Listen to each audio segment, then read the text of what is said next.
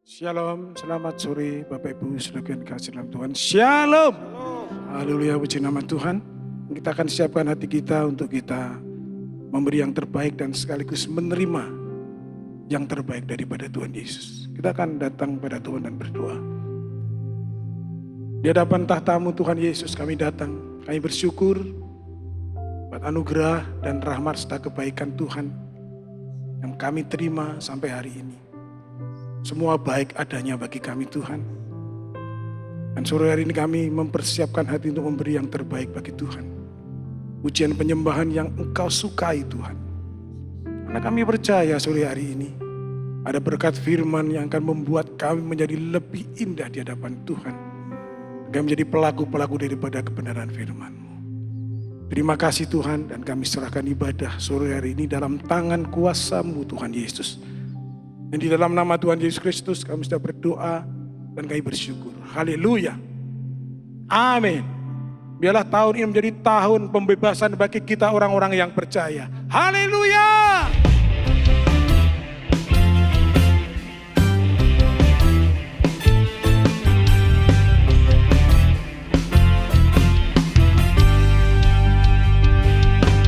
Saudara, dengarlah sangkakala membawa pembebasan bagi semua orang. Tidakkah kau tahu inilah tahun Yobel? Angkat tanganmu, bebaskan tawanan. Oh, haleluya. Saudara, dengarlah sangkakala membawa pembebasan bagi semua orang. Tidakkah kau tahu inilah tahun Yobel? Angkat tanganmu, bebaskan tawanan. Ini tahun pembebasan. Oh. Ini tahun pembebasan.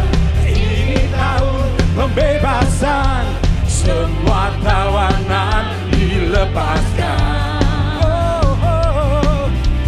Yang lumpuh dan yang buta, lompat dan bersoraklah, sebab ini tahun pembebasan. Ya! Haleluya! Saudara, dengarlah sangkakala membawa pembebasan bagi semua orang. Tidakkah kau tahu inilah tahun Yobel? Angkat tanganmu, bebaskan tawanan. Haleluya. Saudara, dengarlah sangkakala membawa pembebasan bagi semua orang. Tidakkah kau tahu? Kau tahu inilah tahun Yobel. Angkat tanganmu, bebaskan tawanan. Ini tahun pembebasan. Ini tahun pembebasan. Ini tahun pembebasan. Semua tawanan dilepaskan. Yang lumpuh dan yang buta, lompat dan bersoraklah, sebab ini tahun pembebasan. Ini tahun pembebasan.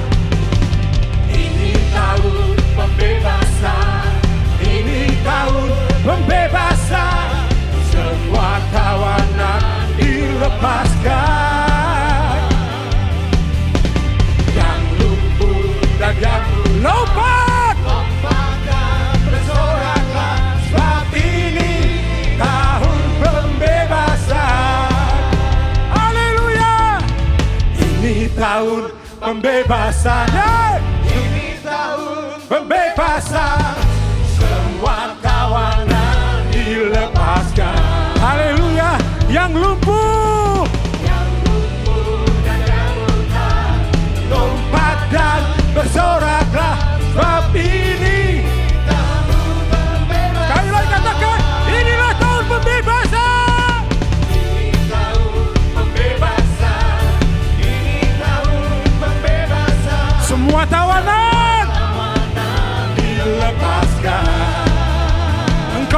lumpuh dan yang buta.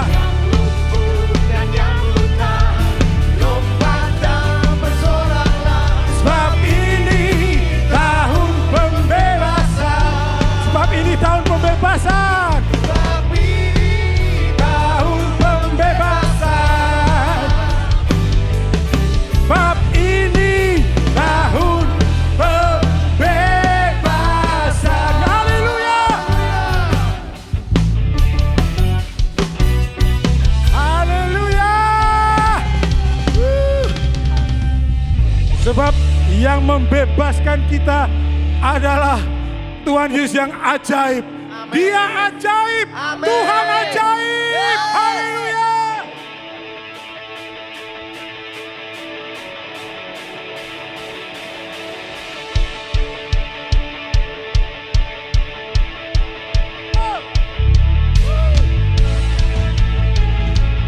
Haleluya.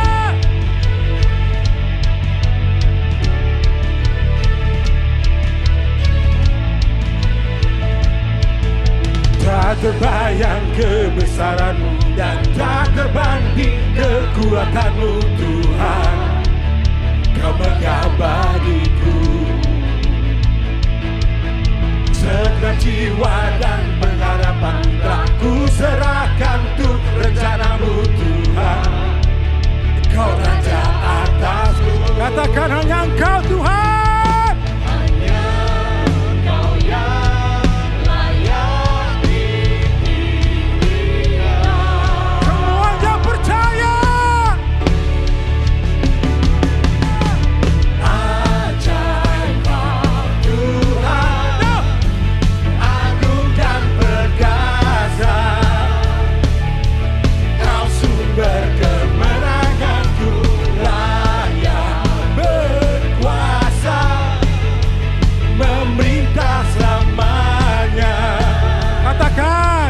Yesus, Kaulah Raja mulia. Haleluya. Tak terbayang kebesaran-Mu dan tak terbanding kekuatan-Mu Tuhan. Katakan, Kau megah bagiku dengan segenap hati dan jiwa-Mu. Dengan jiwa dan pengharapan telah ku serahkan untuk rencana-Mu Tuhan. Kau Raja, Kau Raja atasku. Hanya Engkau, hanya Engkau yang layak ditinggikan.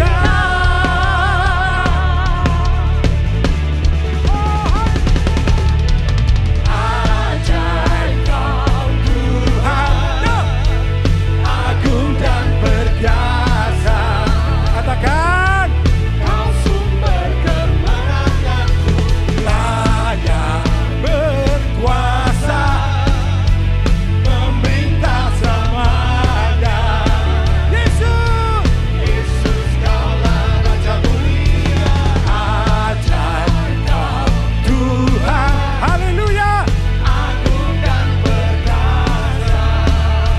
kemenanganku, sumber kemenanganku, layak berkuasa. Haleluya. Meminta selamanya. Semua katakan Yesus. Yesus, Kaulah Raja mulia. Engkau yang layak ditinggikan Tuhan. Raja di atas segala raja. Amin. Yang agung dan perkasa. Amin. Yesus Tuhan.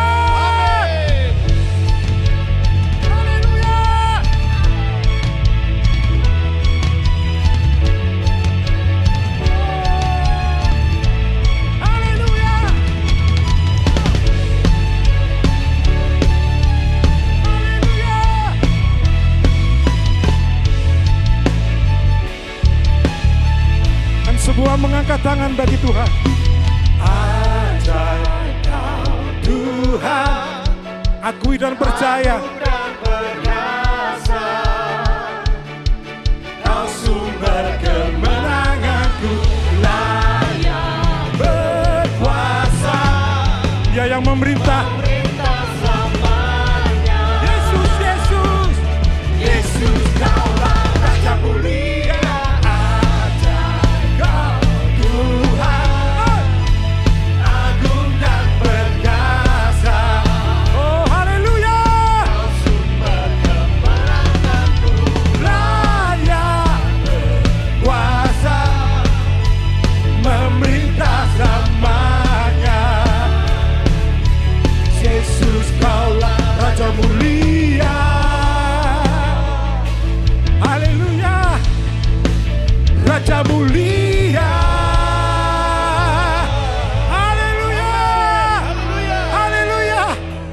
Raja di atas segala raja. Haleluya. Haleluya.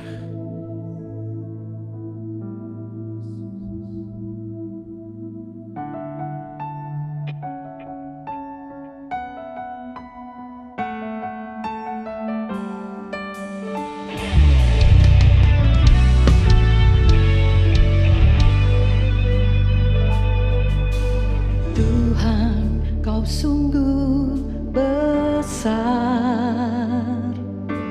karyamu sungguh ajaib, tiada hentinya ku mengagumi, sungguh kau ajaib. Tuhan, kau sungguh besar, karya-Mu sungguh ajaib, tiada hentinya ku mengagumi, sungguh kau ajaib. Ku mau selalu bersyukur kepadamu Tuhan, anugerah-Mu mempesonaku. Selalu dan selalu kau angkat hatiku, kau membuatku berharga di mata-Mu.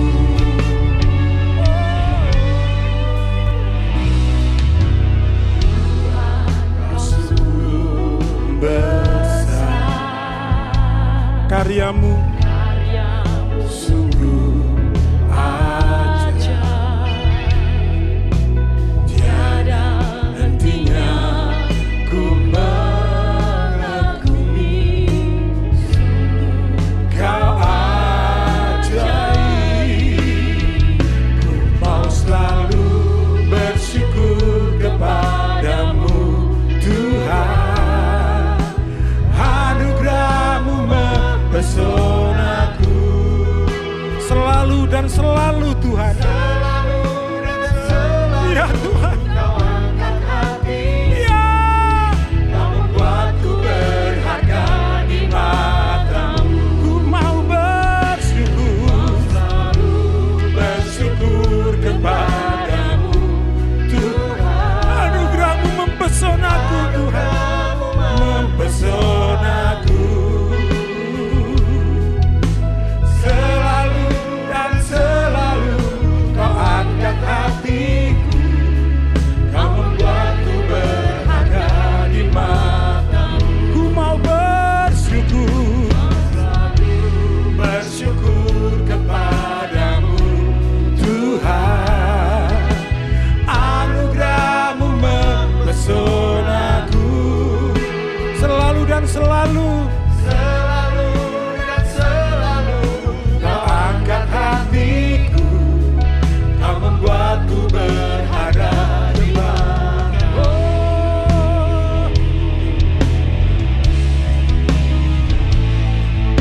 Terima kasih Tuhan buat anugerah-Mu. Kami bersyukur Tuhan kepadamu Tuhan.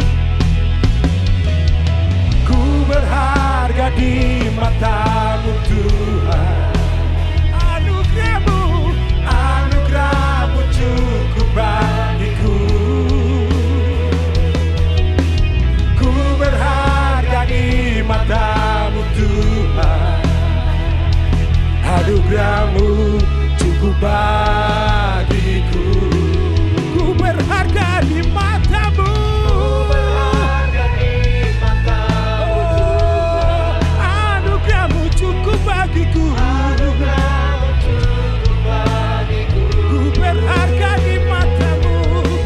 Ku berharga di mata-Mu Tuhan, anugerah-Mu cukup bagiku.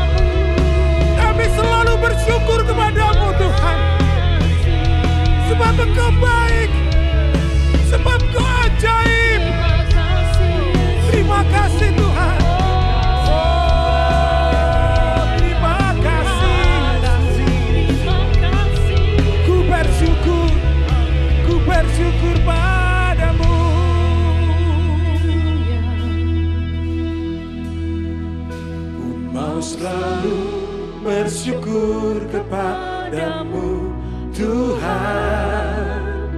Anugerah-Mu mempesonaku, selalu dan selalu Kau angkat hatiku, Kau membuatku berharga di mata-Mu.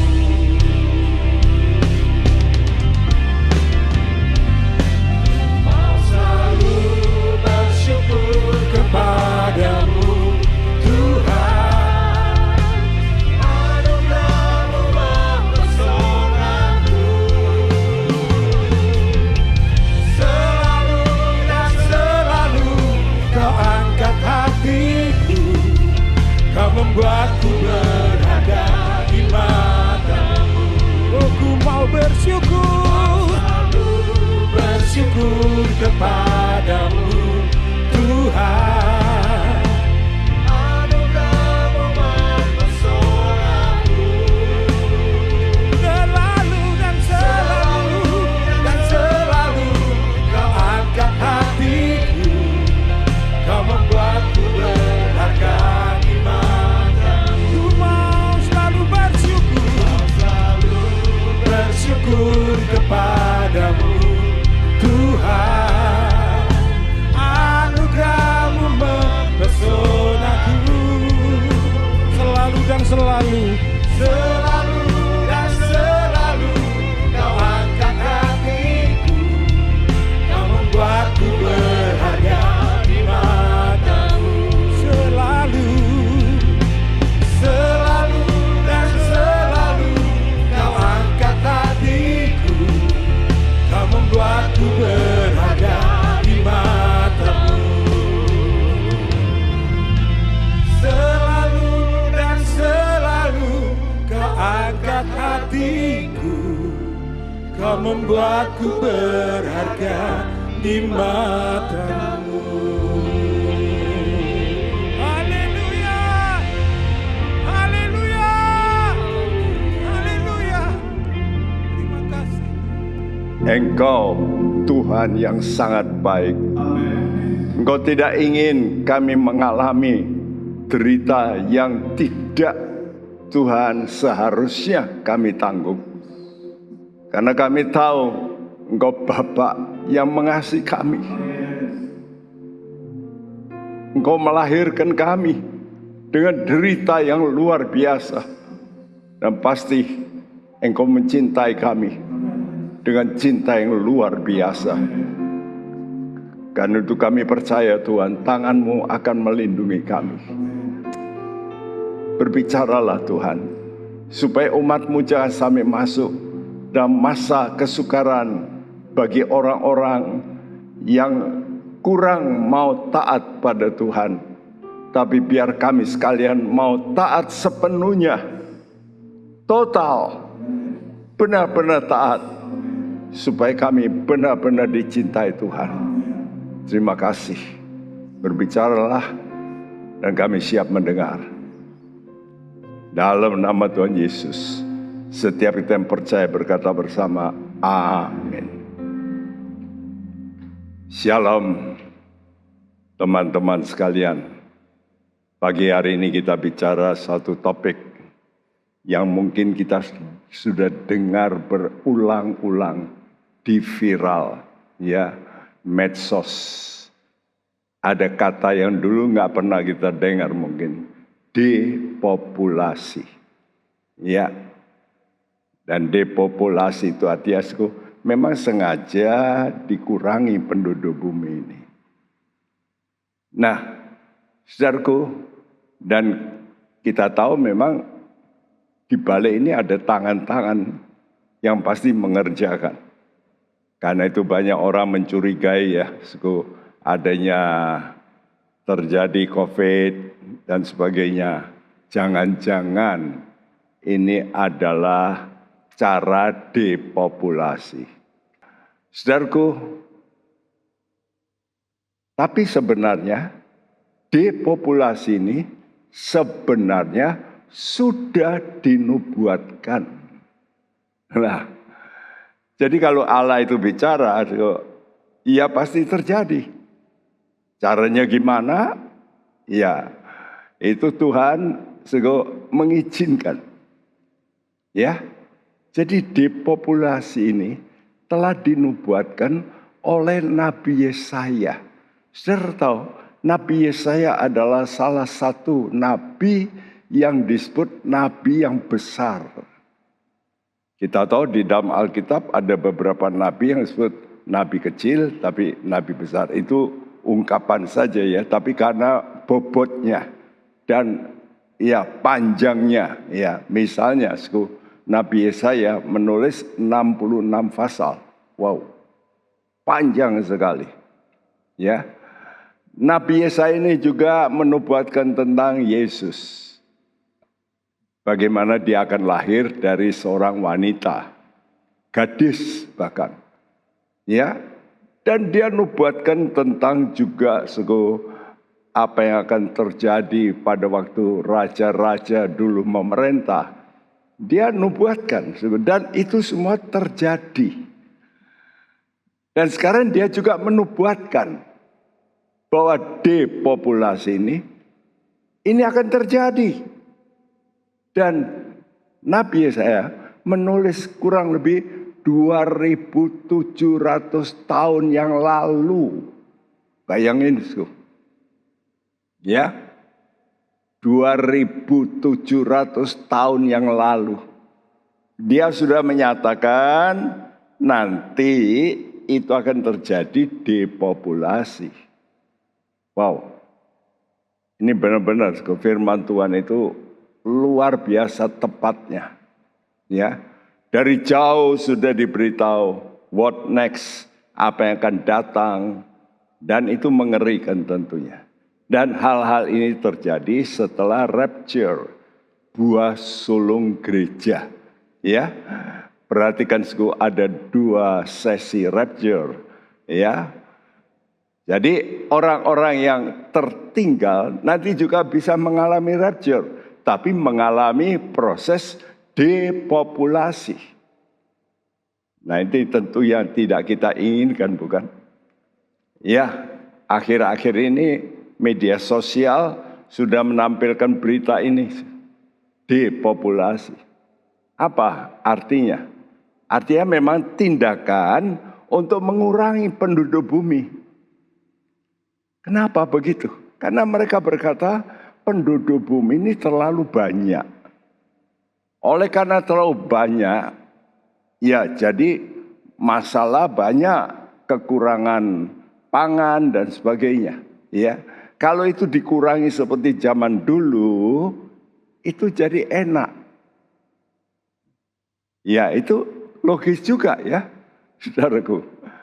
Nah, itu hal-hal demikian ini dicetuskan oleh pengikut yang disebut New Age Movement, gerakan zaman baru.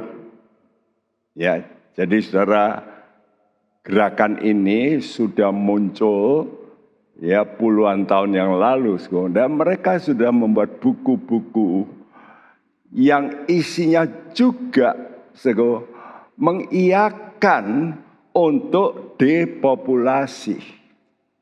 Karena beberapa pengikutnya yang lalu nggak nyaman ya mengikuti, mereka bertobat dan mereka membuka rahasia ini. Termasuk misalnya barcode dan sebagainya. Itu karena ada orang-orang yang pengikut mereka lalu bertobat, lalu membocorkan rahasia.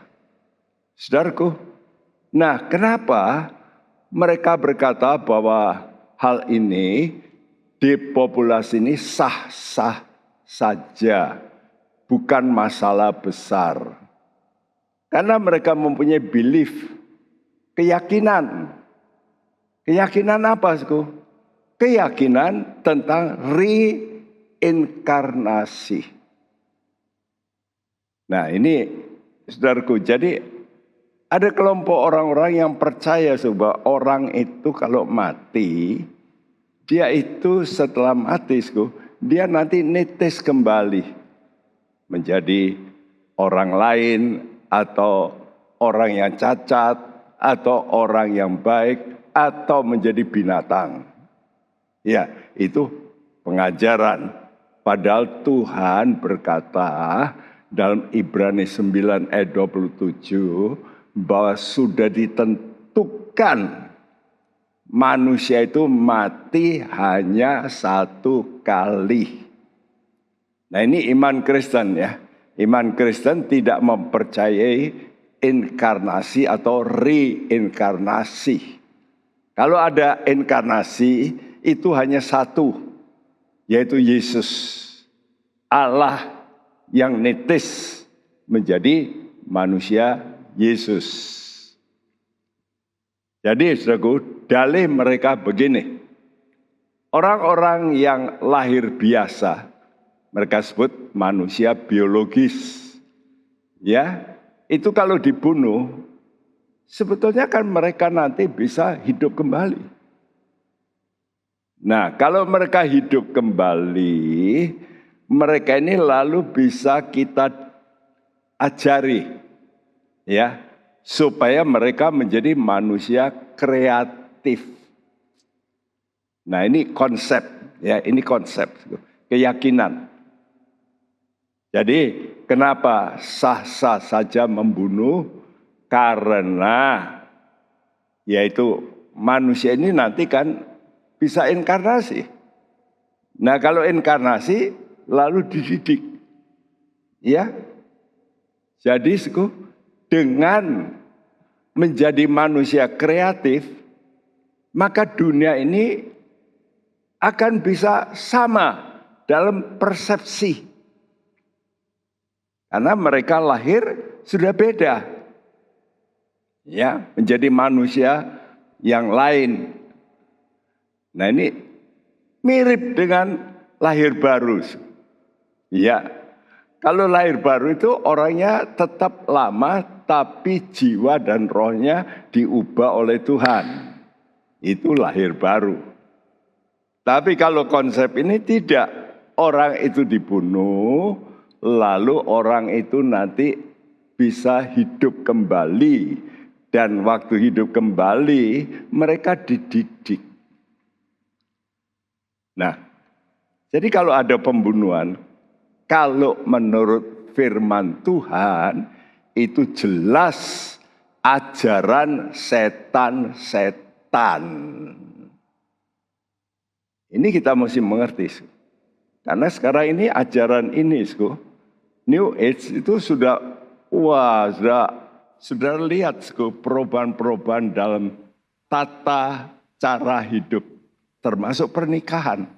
Ini konsep dari New Age Movement. Ya, perubahan-perubahan ini. Bahkan itu sudah dijadikan hukum. Ya. Coba kita baca 1 Timotius 4 ayat 1 dan 2. Apa kata Tuhan? Tetapi Roh dengan tegas mengatakan bahwa di waktu-waktu kemudian ada orang yang akan murtad lalu mengikuti roh-roh penyesat dan ajaran-ajaran setan-setan oleh tipu daya pendusta-pendusta yang hati nuraninya memakai cap mereka. Ya, jelasku kalau ajaran demikian bagi Tuhan, ini adalah ajaran setan-setan. Karena tidak ada namanya reinkarnasi atau inkarnasi untuk manusia. Ya, ini ajaran yang bertentangan dengan firman Tuhan. Ini kita mesti mengerti. Karena tadi saya katakan Ibrani 9 ayat 27, kalau firman Tuhan mengatakan manusia hanya hidup satu kali saja, tidak dapat dua kali. Ya, saya kalau dua kali, saudara, nanti masih bisa bertobat lain kali. Tuhan kata tidak, justru mati itu sudah akhir. Lalu terjadi penghakiman kata Tuhan. Jadi nggak ada penghakiman itu lewat inkarnasi-inkarnasi lagi. Tidak. Karena itu sekarang ini banyak film-film ya, orang yang sudah mati muncul lagi orang itu. Nah, itu film tentang inkarnasi. Sekarang kalau begitu, apa toh depopulasi itu? Ternyata, pertama, depopulasi ini memang kehendak Allah. Oh, kok kehendak Allah? Iya, tapi kehendak Allah yang diizinkan. Ini yang pertama. Kalau kita membaca Yesaya 24. Jadi selama PA ini saya kupas Yesaya 24. Ayat 1 sampai 20. Ya. Jadi dalam kehendak Allah yang diizinkan ini dalam ayat 1 sampai ayat yang ketiga. Saudaraku, saudara mesti mengerti lebih dulu bahwa ada dua kualitas respons terhadap kehendak Allah. Jadi kalau ada kehendak Allah, bagaimana manusia merespons? Pertama, kalau ada orang yang merespon kehendak Allah, dia merespon dengan mutlak. Saya akan lakukan. Apa yang dikatakan Tuhan secara total saya lakukan. Itu namanya saudara melakukan kehendak Allah mutlak. Ya. Jadi tanpa embel-embel. Misalnya Tuhan berkata kamu ampunilah. Wah, itu sudah mutlak. Ya. Nah, kalau kita tidak mau ngampuni, ada risikonya. Karena itu ada orang yang melakukan kehendak Allah yang diizinkan, tapi ada risiko. Ya. Jadi orang yang melakukan kehendak Allah yang mutlak itu adalah orang yang percaya dan mempunyai hati ingin seperti Yesus. Dia mau seperti Yesus. Nah, ini terserah sama kita. Kita ini mau seperti Yesus apa enggak? Nah, kalau kita mau seperti Yesus, saya tuliskan, orang demikian akan memperoleh berkat sepenuh. Karena itu Alkitab mengatakan tentang Injil yang komplit, sepenuh, full gospel. Kalau kita mau menerima full gospel, kita akan mendapat full blessing. Ya. Jadi kalau kita ingin mendapat full blessing, ya ikuti full gospel. Nah, tapi ada orang yang merespons kehendak Allah minta izin. Ya jangan gitu toh Tuhan.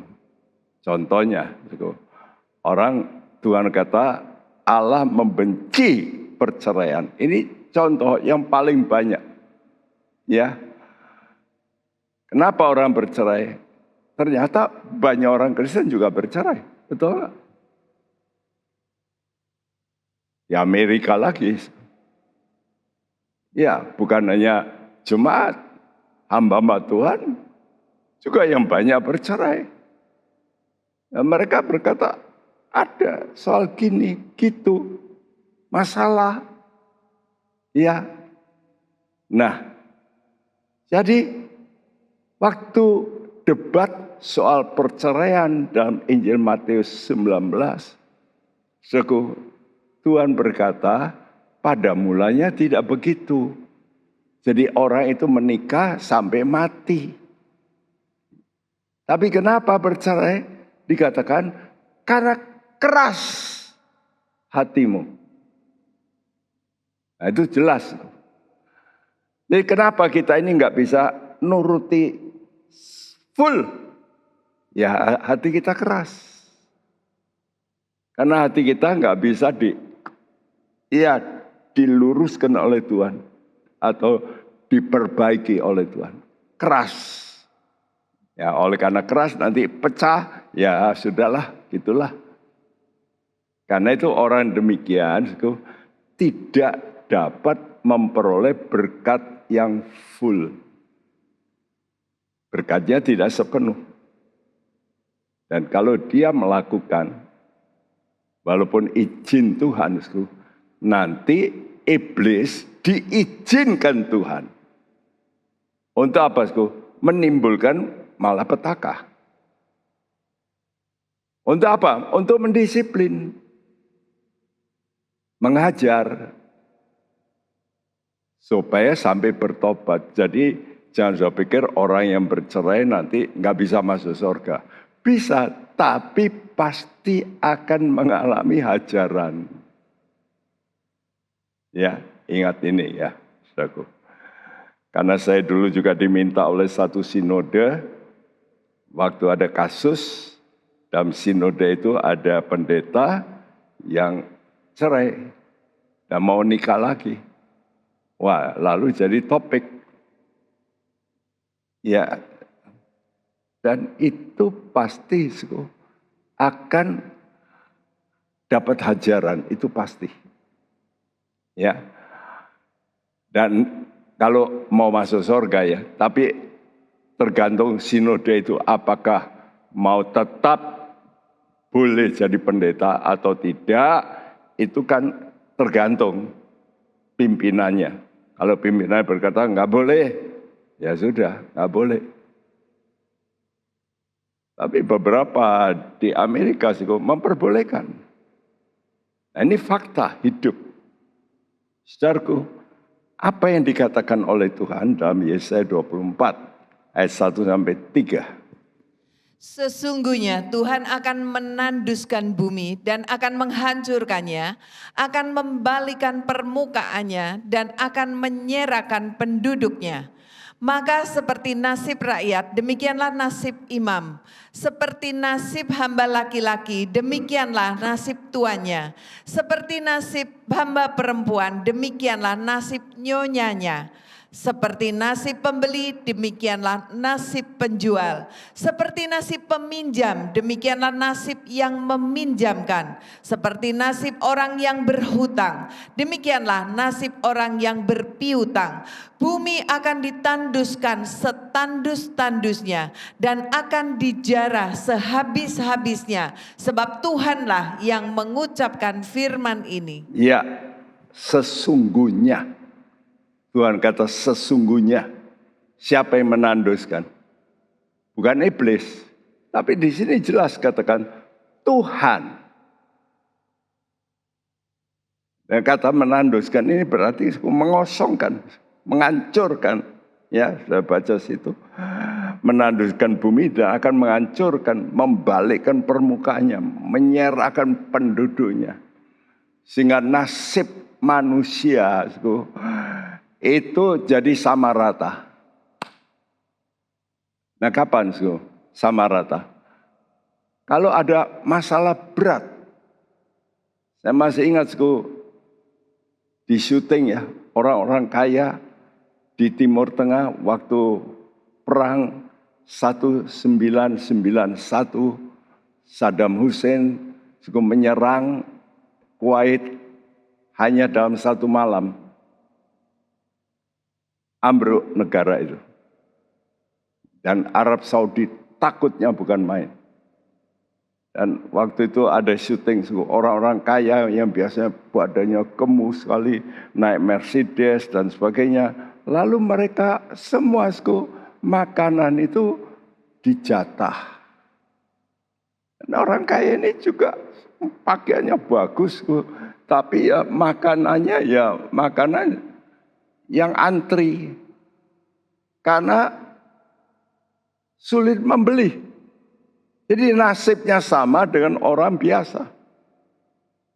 Bahkan di sini katakan, nasib rakyat sama dengan nasib imam, pendeta. Jadi waktu kesukaran, semua nasib orang itu sama. Nasib orang kaya sama nasib orang miskin, sami mawon, sama saja. Menderita.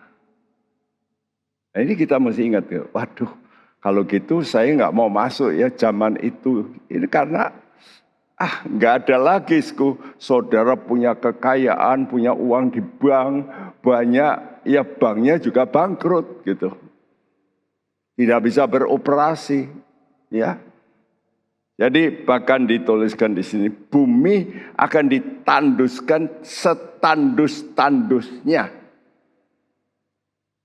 Jadi diulangi kata tandus-tandus itu, ya.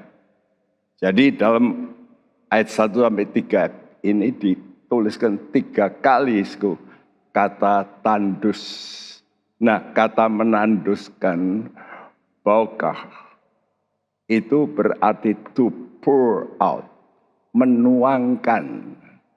Jadi Tuhan ini menuangkan. Atau to empty, mengosongkan.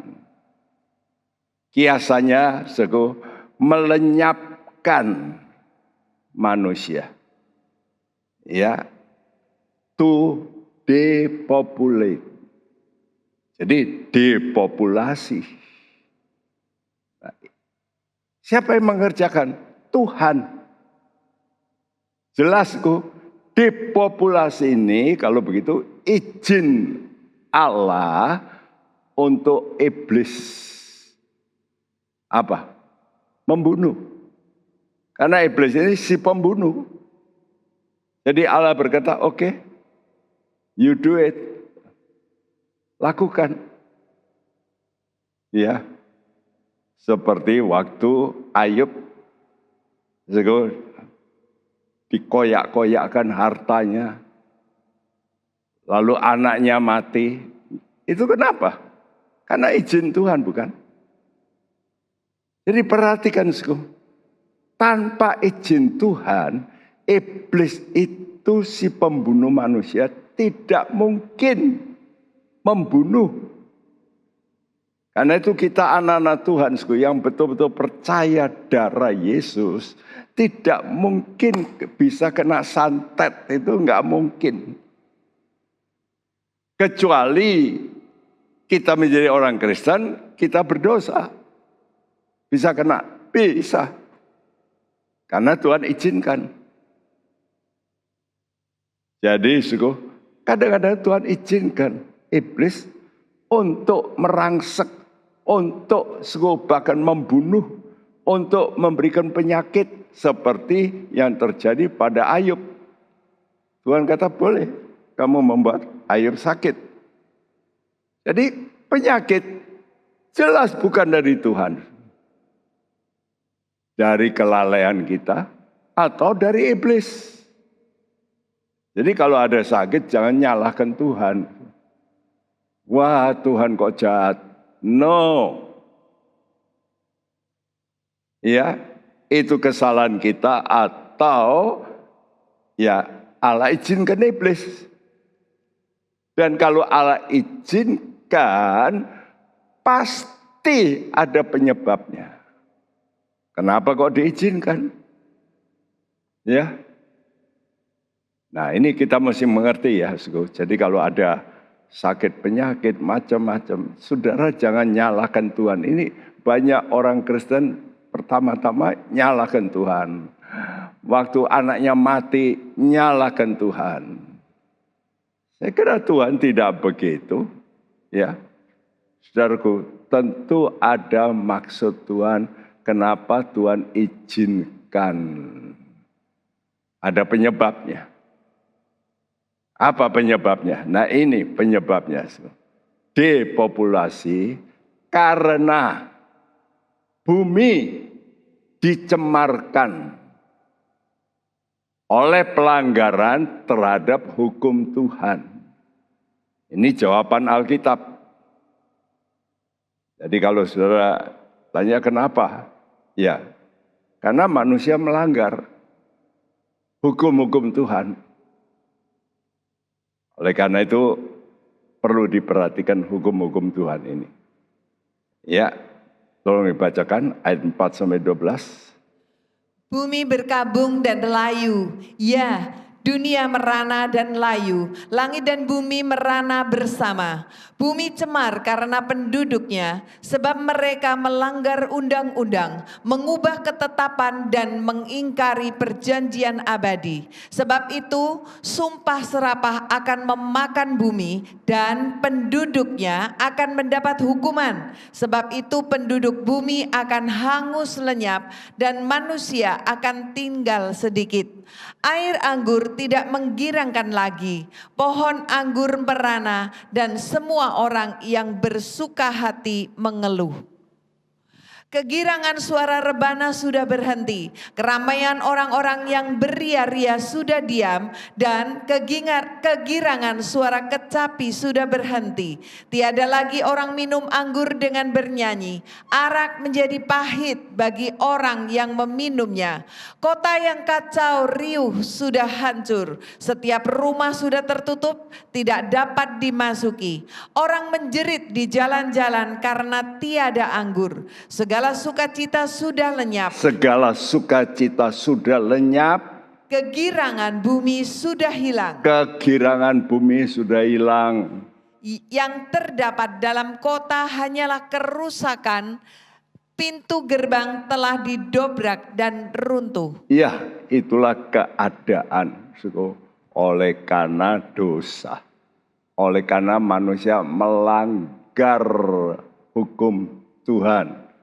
Ya, dan sekarang ini sudah lihat bumi kita ini banyak dilanggar.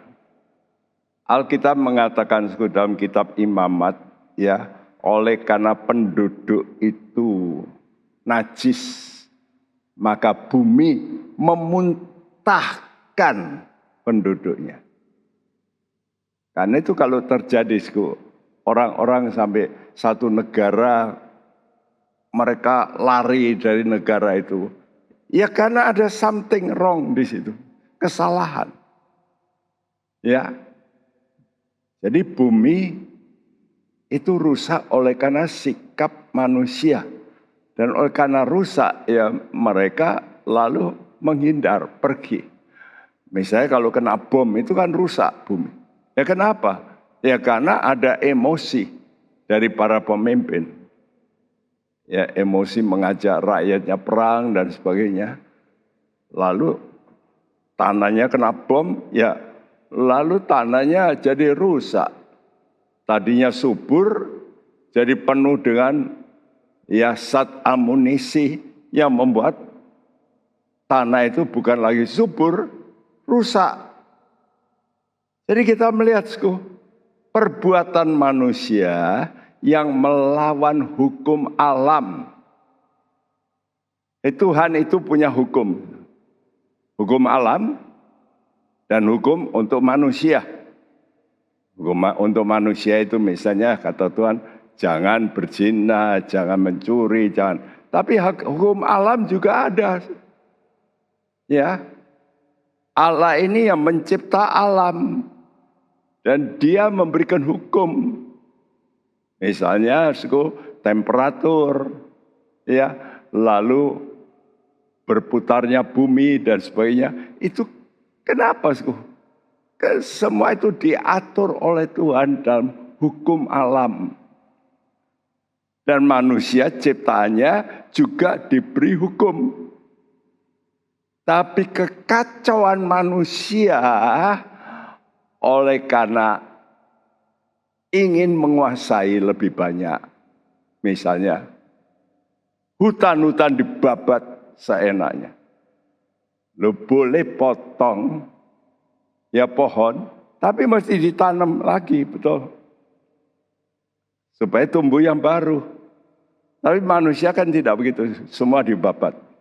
Karena itu zaman dulu pemerintahan yang lalu, izin dikasihkan bagi pengusaha-pengusaha, lalu babati semua tanpa mereka menanam.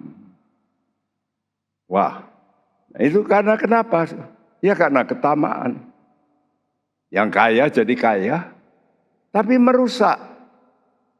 Apa yang dirusak? Iklim. Nah ini hukum alam. Salah satu hukum alam itu Allah memberikan iklim. Ya. Tapi oleh karena manusia itu mempunyai hati yang serakah, maka bumi ini dirusak.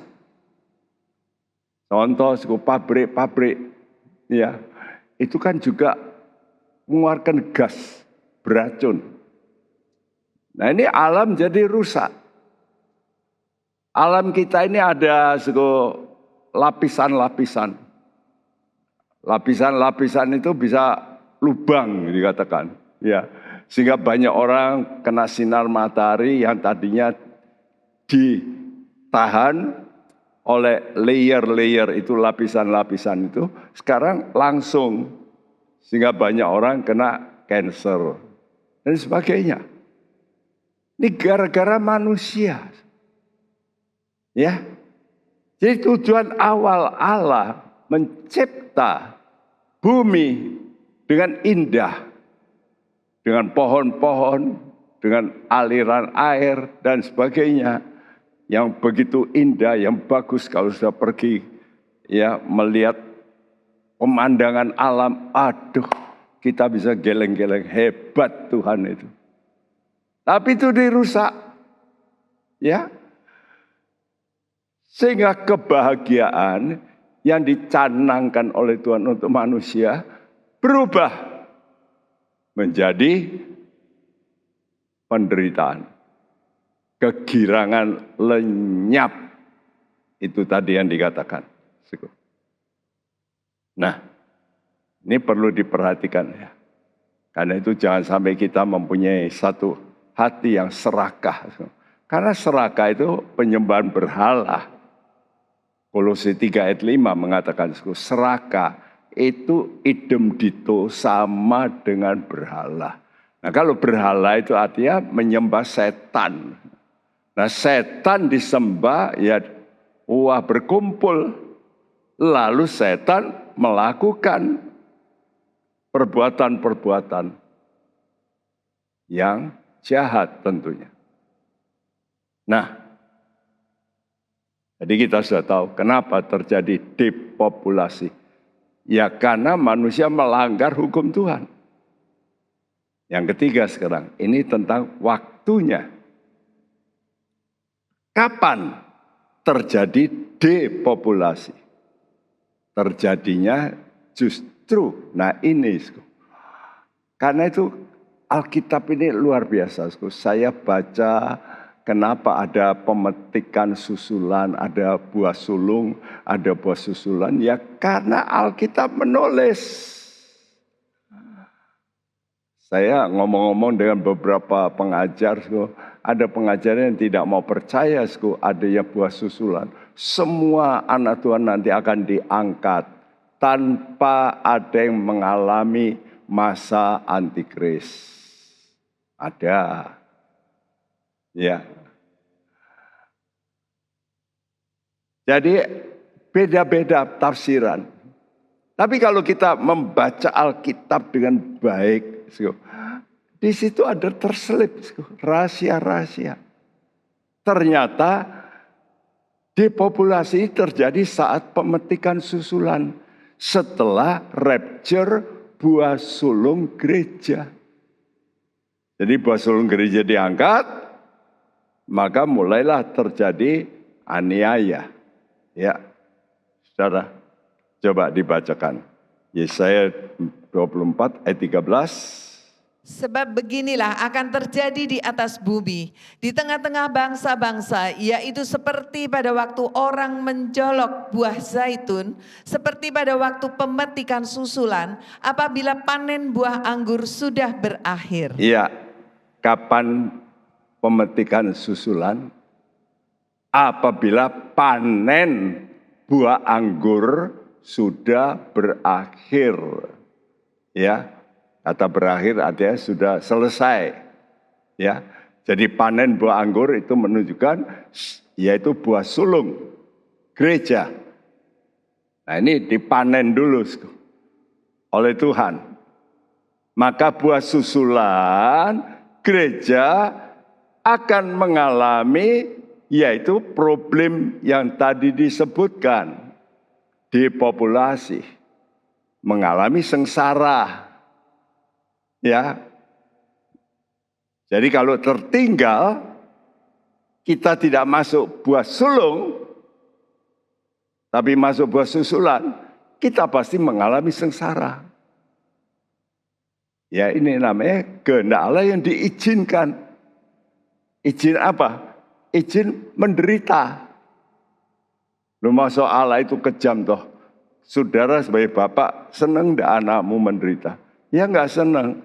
Tapi kalau anakmu nakal, kadang-kadang anak itu menderita, engkau berkata, biarkan. Supaya dia bertobat. Karena itu ada ibu-ibu yang waktu itu kalau anaknya nakal, saya berkata, biarkan, biar dia masuk penjara. Supaya di situ siapa tahu dia lalu ngerti. Dia mulai belajar nurut. Jadi kenapa, banyak orang bisa masuk buah susulan seperti nubuat Mika 7 ayat 1a yang berbunyi, celaka aku sebab keadaanku seperti pada pengumpulan buah-buahan musim kemarau, seperti pada pemetikan susulan buah anggur. Ya, jelas di sini kalau pemetikan susulan keadaannya celaka. Celaka itu pasti ada sesuatu yang enggak baik. Ya, penderitaan. Karena itu saya harap apa yang Anda dengar itu menggugah saudara. Yuk kita ini jangan sampai kita tidak mau menurut secara penuh. Kita tunda-tunda. Kita tidak mau apa yang Tuhan katakan itu kita lakukan. Ya sudahlah, saya lakukan. Walaupun itu nggak cocok dengan hati saya. Tapi engkau mesti nurut sama Tuhan. Ya, kembali.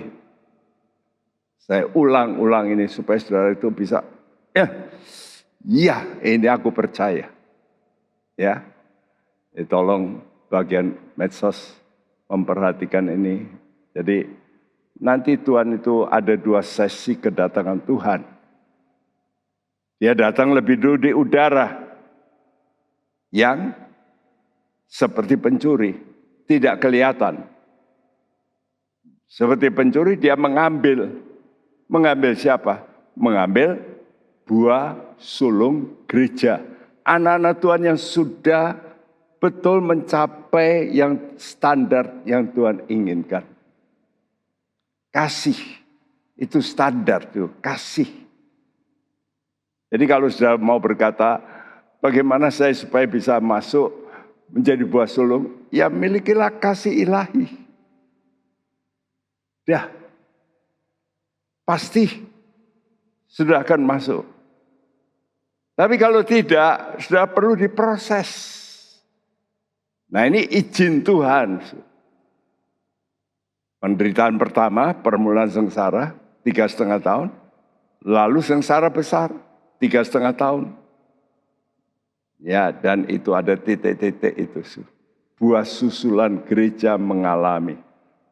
Kenapa? Karena mereka percaya firman nubuat setelah terjadi. Mestinya sebelum terjadi sudah percaya. Tapi oleh karena tidak mau full nurut, maka mengalami MS. Masa sengsara.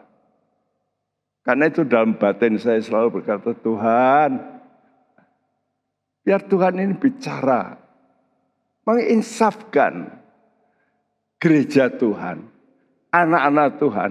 Sebab bukan pendeta yang bisa menginsafkan, Roh Kudus. Jadi kalau hati kita bisa merendah dan mau dengar firman Tuhan, Roh Kudus bicara. Betapa kita perlu hidup benar dan kudus. Ya. Baru kita ini bisa masuk buah sulung. Kalau tidak kita perlu diproses. Nah diproses ini untuk bertobat. Supaya bisa mencapai standar yang Tuhan inginkan. Ya. Nanti kalau kita sudah naik ke atas menjadi buah susulan, baru Tuhan nanti datang ke bumi. Nah, tentu waktu depopulasi ada yang luput. Ya, seperti tadi. Buah susulan ini luput. Ya. Ada yang mati, ada yang tidak mati, ya, jauh dari antikris. Misalnya orang-orang yang tinggal di daerah-daerah terpencil itu lebih luput, ya, dari kematian. Karena itu, saudaraku, kalau orang-orang tinggal di kota-kota besar lebih bahaya sebenarnya. Nanti waktu terjadi zaman kesukaran, ya, karena bisa dipantau, ya. Jadi waktu luput dari depopulasi, lalu ada dua suara yang kita dengar, dan itu dituliskan dalam Yesaya 24 ayat 14 sampai 18. Dengan suara nyaring mereka bersorak-sorai demi kemegahan Tuhan. Mereka memekik dari sebelah barat. Sebab itu permuliakanlah Tuhan di dalam api. Nama Tuhan Allah Israel di tanah-tanah pesisir laut. Dari ujung bumi kami dengar nyanyian pujian. Hormat bagi yang maha adil. Tetapi aku berkata, kurus merana aku, celakalah aku. Sebab para menggarong, ya terus menerus mereka melakukan penggarongannya. Iya, jadi waktu terjadi depopulasi, artinya waktu antikris dan ante-antenya bekerja membunuh manusia, maka ada dua grup, dua suara. Suara yang nyaring pertama, yaitu suara sorakan. Demi kemegahan Tuhan. Mereka memekik apa yang dipekikkan. Ya, permuliakan Tuhan di dalam api. Ya. Glorify God in fire. Jadi permuliakan Tuhan di api, di tengah-tengah pencobaan, pujilah Tuhan. Itu. Jadi mereka ini mengalami penderitaan, tapi kelompok ini mereka tetap memuji Tuhan. Tadi kita menyanyi, bukan? Ku mau selalu bersyukur. Apa bersyukur waktu cuma enak? Kan tidak. Jadi di tengah-tengah api, dalam api, ya. Kalau dalam bahasa Indonesia, kata api di sini ditulis negeri-negeri timur.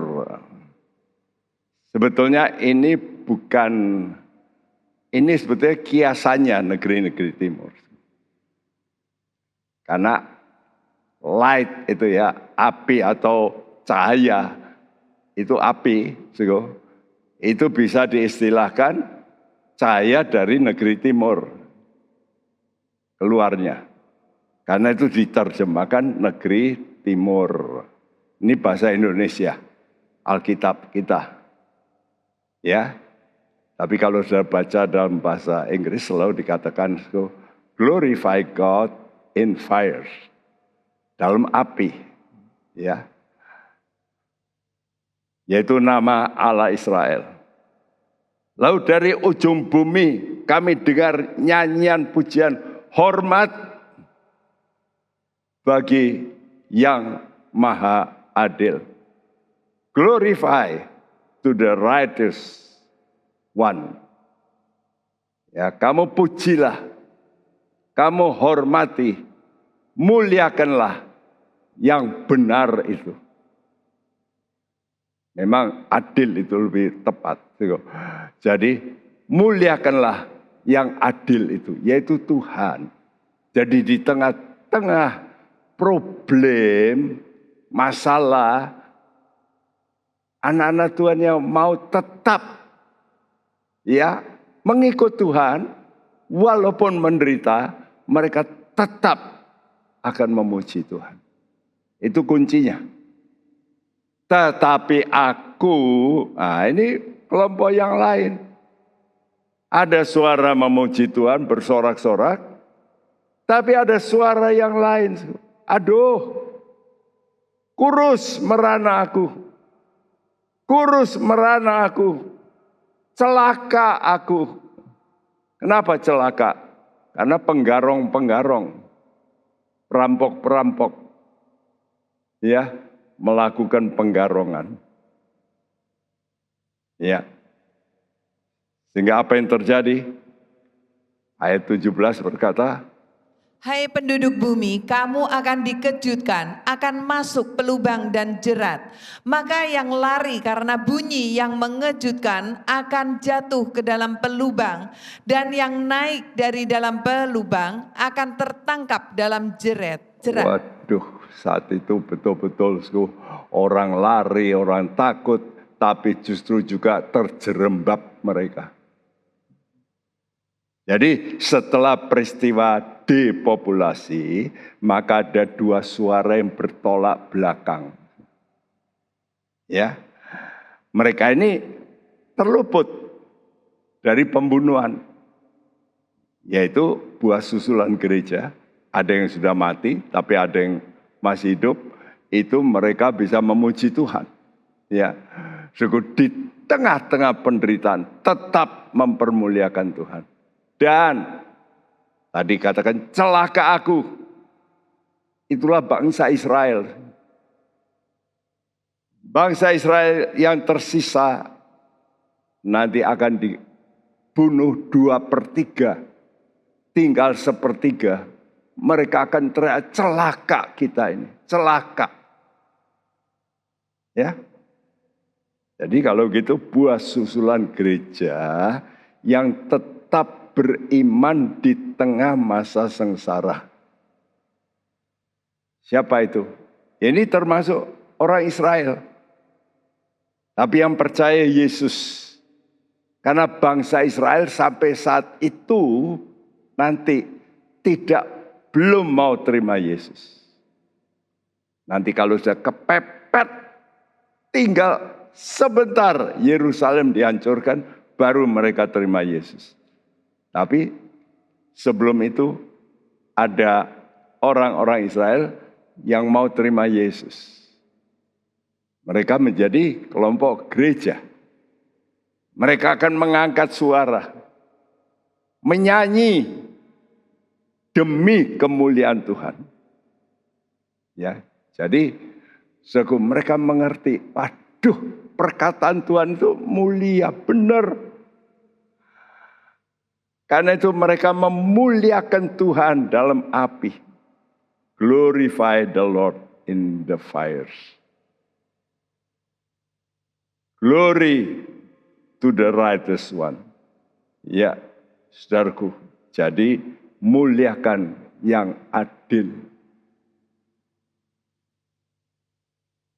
Suara kedua, suara umat Israel.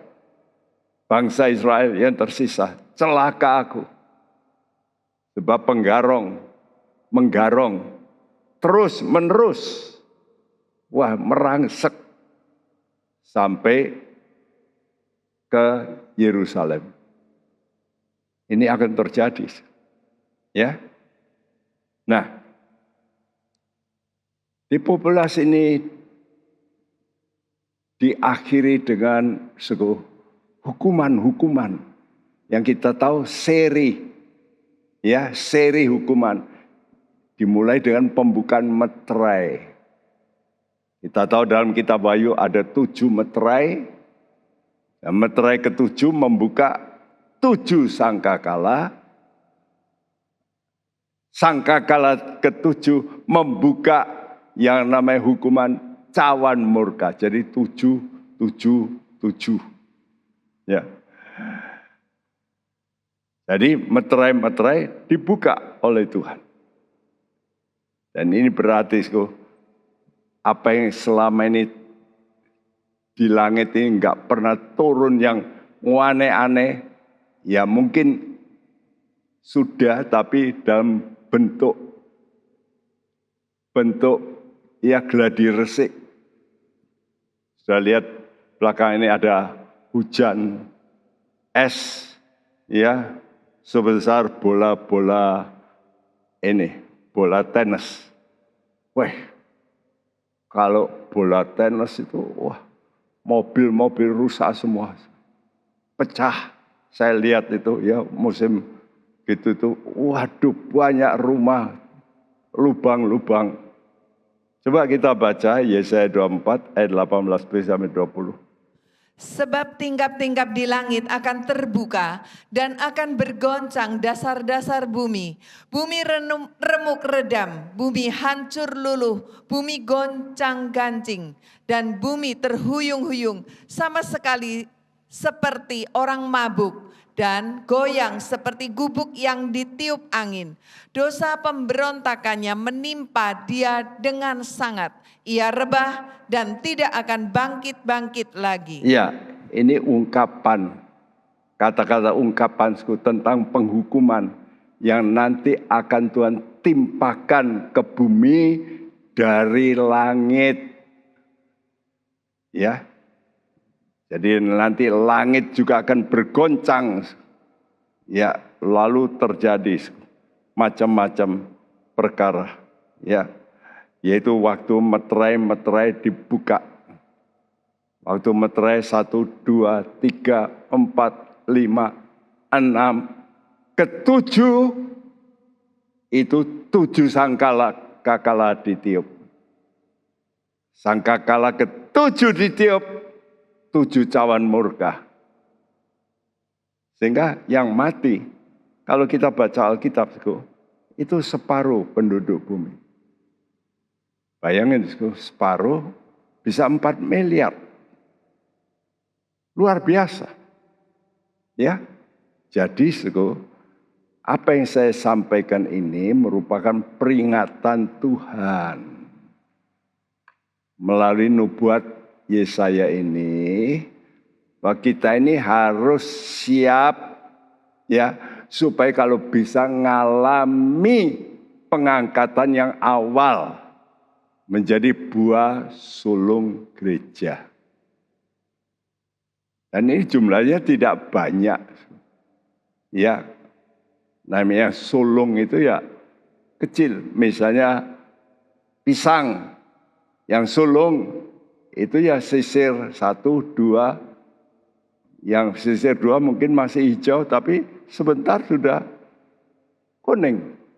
Ya, tapi sudah dipetik dulu. Tidak perlu dimasukkan peti untuk dipanasi. Tapi yang hijau-hijau betul harus lewat panas. Begitu juga kita. Kalau kita mau betul-betul taat sepenuh dan berkata, Tuhan ubahkan. Hidupku ini diubahkan. Saya masih ada yang ganjel, yang belum mau menyerah penuh sama Tuhan. Saya mau setelah mendengar firman ini, ubahkan Tuhan hati saya. Ya, sebelum mengalami hal yang pahit yang akan datang mendadak nanti. Jangan sampai nanti kalau Tuhan datang seperti pencuri, itu kan mendadak. Nah, kita tahu kapan? I don't know. Kita nggak ngerti.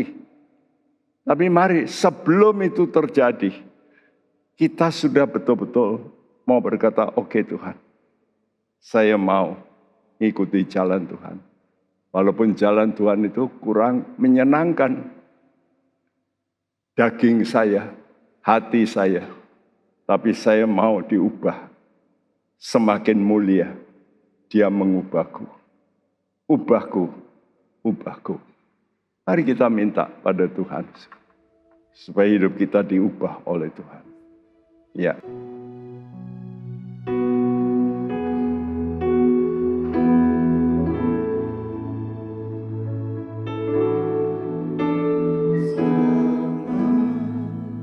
semakin mulia, Dia mengubahku.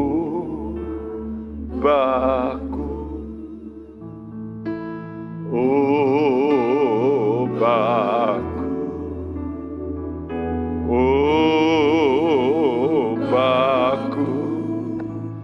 menjadi serupa dengan gambarnya.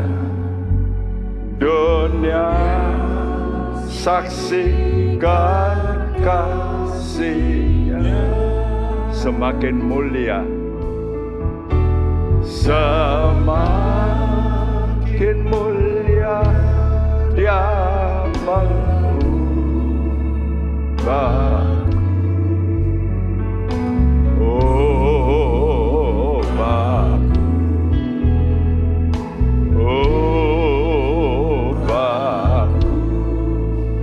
Menjadi serupa dengan gambarnya. Dunia saksikan kasih-Nya. Serukan Dia ubahku, Dia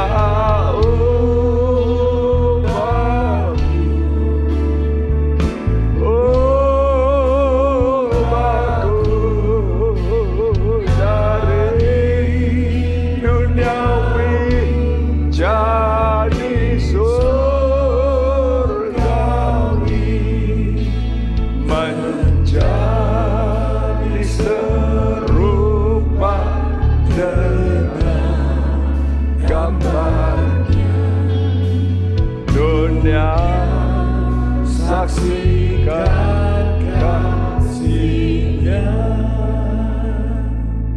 Mari kita ingin diubah serupa dengan Yesus.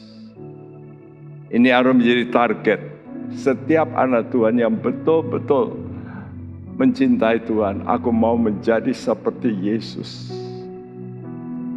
Biar itu menjadi keinginan utama dalam hati kita, supaya nanti kita juga akan mengalami rapture seperti Yesus. Dia dilihat oleh orang-orang. Yesus terangkat naik ke sorga. Betapa indahnya kalau kita nanti akan mengalami itu lebih dulu, sebelum malapetaka tiba, sebelum dunia ini penuh dengan penderitaan, jeritan, tangisan. Mari kita mau berkata, Tuhan, aku ingin alami seperti Engkau. Mari kita mau berdiri bersama-sama. Semakin mulia Dia mengubahku.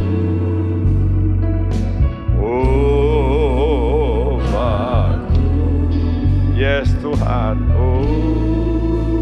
ubahku menjadi serupa dengan gambarnya. Dunia saksikan kasih-Nya. Dia ubahku.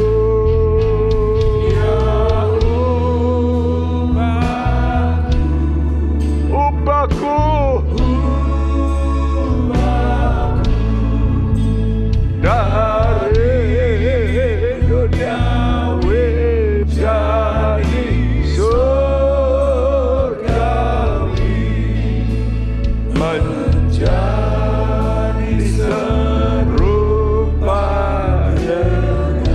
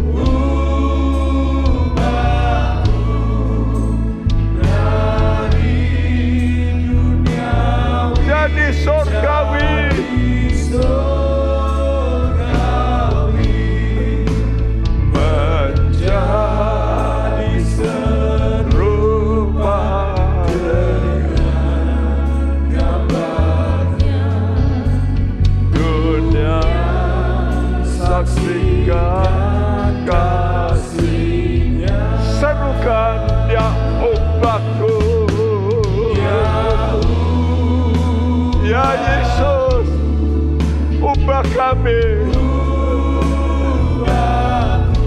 Ubah kami.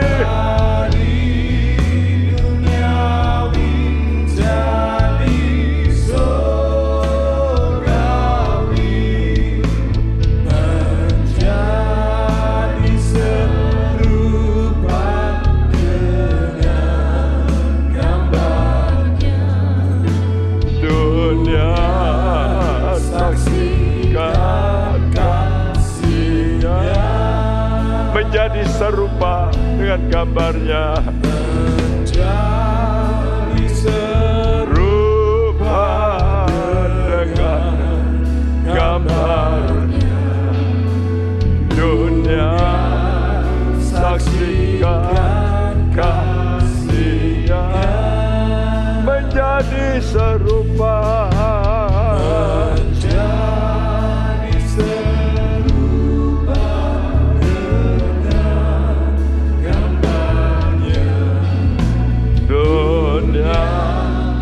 Saksikan kasih-Nya,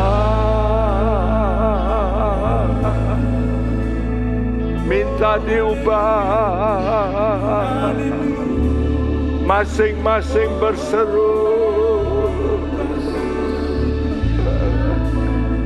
biar ada cerita dalam hatimu. Yesus, ubahkan kami.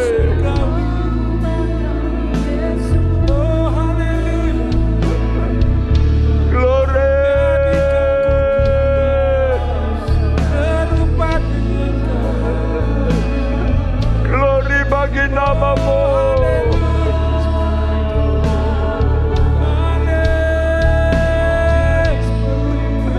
Glory bagi nama-Mu.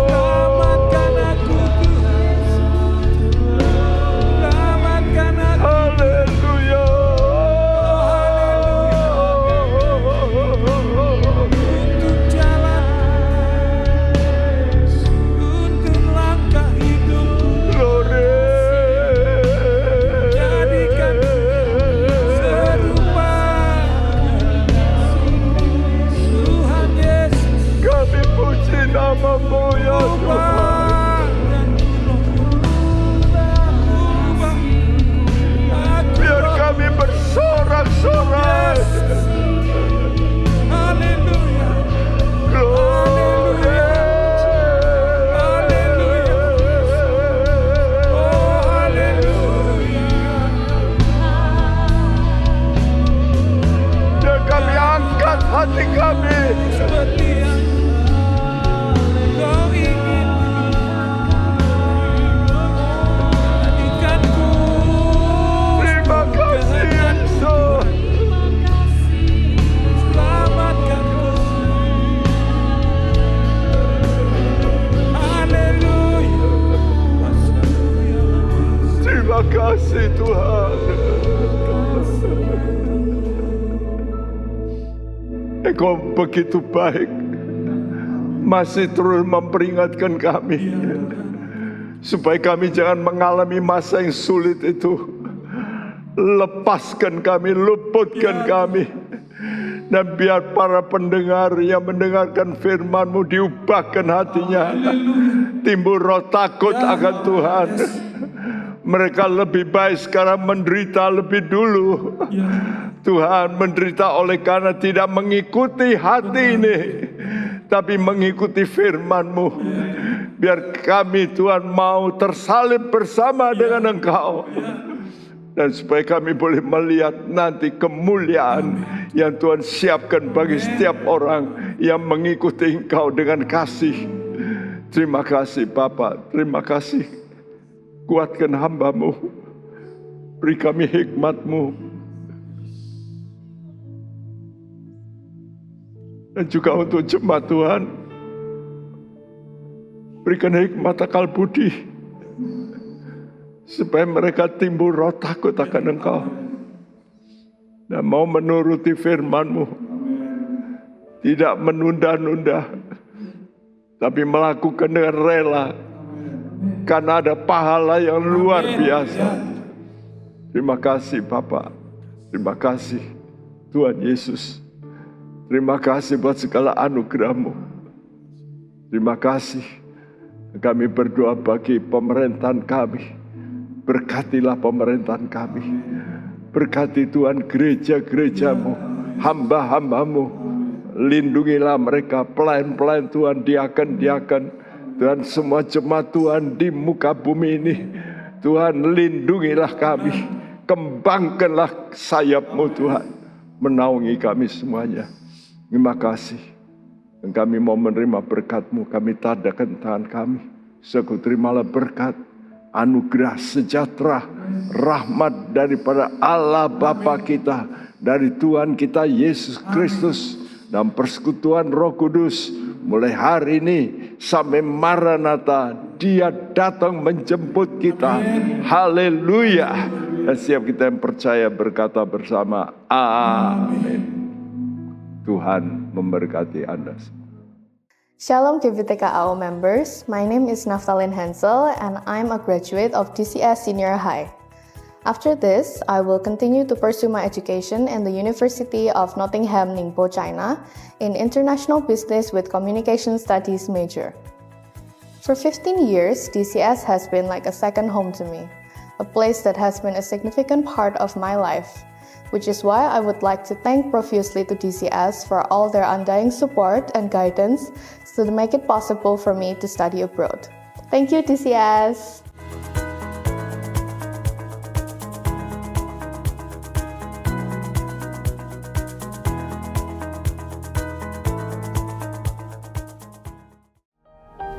Isilah hidup kita dengan menyenangkan hati Tuhan. Sungguh anugerah Tuhan kalau kita masih boleh hidup. Menjadi bijaksana adalah awal dari takut akan Tuhan. Gunakan waktu. Mari kita takut akan Tuhan. Bergabunglah dengan Pendeta Timotius Subekti dalam program Suara Alfa Omega. Hanya di Live Channel. Penyaluran kolekte maupun persembahan lainnya dapat dilakukan melalui transfer ke nomor rekening gereja dengan nomor 009 707 2071 atas nama Megawati dan Lee Irwande atau dengan scan QR Code berikut ini. Bagi jemaat Tuhan yang rindu mendapatkan informasi seputar kegiatan gereja, renungan harian, dan lain-lain melalui WhatsApp gereja, Anda dapat mendaftar dengan cara ketik BC spasi on dan mengirimkan ke WA gereja dengan nomor 0815 7802 2000.